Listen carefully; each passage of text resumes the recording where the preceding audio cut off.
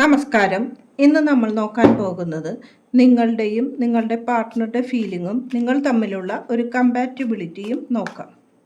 ഇതൊരു general reading ആണ്. നിങ്ങൾക്ക് റെസണേറ്റ് ചെയ്യുന്നുണ്ടെങ്കിൽ മാത്രം എടുക്കുക.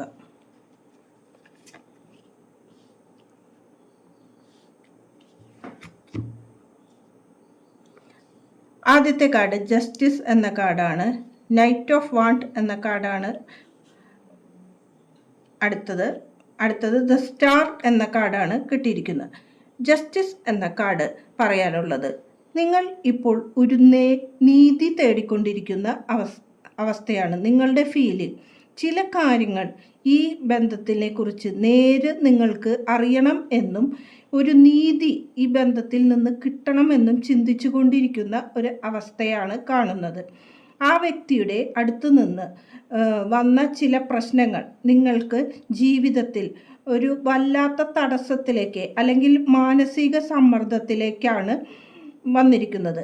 അത് യൂണിവേഴ്സിൻ്റെ വശത്ത് നിന്ന് ഒരു നീതി ആഗ്രഹിക്കുന്ന സമയമാണ് നിങ്ങൾ എന്ന് കാണുന്നു.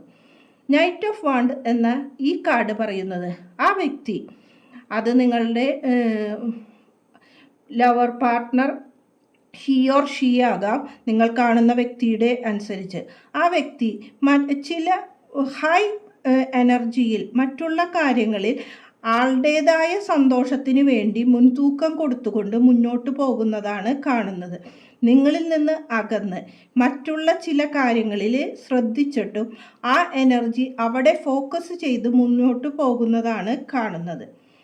നിങ്ങൾക്ക് ഈ ബന്ധത്തിൽ പിന്നെയും ഇതെല്ലാം നിങ്ങൾ തിരിച്ചറിഞ്ഞാൽ പോലും നിങ്ങൾക്ക് ഈ ബന്ധത്തിൽ ചില പ്രതീക്ഷ ഇപ്പോഴും ഉണ്ട്.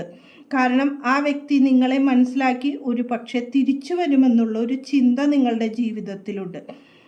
നിങ്ങൾ അതിനു വേണ്ടി കാത്തിരിക്കുന്നതായും അതിന് യൂണിവേഴ്സിനോട് ചില കാര്യങ്ങൾ മാനിഫെസ്റ്റ് ചെയ്യുന്നതായും കാണുന്നുണ്ട്. ഇതാണ് ഇന്നത്തെ റീഡിംഗ്. നന്ദി, നമസ്കാരം.